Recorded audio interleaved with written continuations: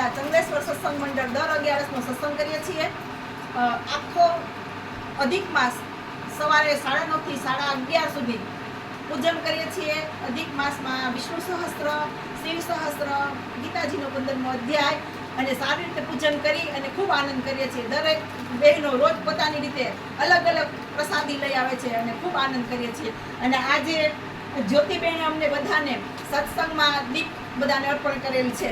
मैं ममता झा आज चंगलेश्वर सोसाइटी की महिला मंडल की तरफ से कुछ बोलना चाहती हूँ। पूरे अधिक मास में हम सब ने मिलकर पूरा भजन कीर्तन पूजा पाठ बहुत अच्छे से किया और सभी महिलाओं ने अपने अपने तरफ से सबको सप्रेम भेंट भी दिया, जिसमें दवाई किट, दिया, नाश्ता, ये सभी कुछ था। इसके लिए हम सब भी महिला मंडल को आभार। 11 निमित्ते चंगलेश्वर सोसायटी सत्संग मंडल द्वारा भजनનું આયોજન કરવામાં આવ્યું હતું।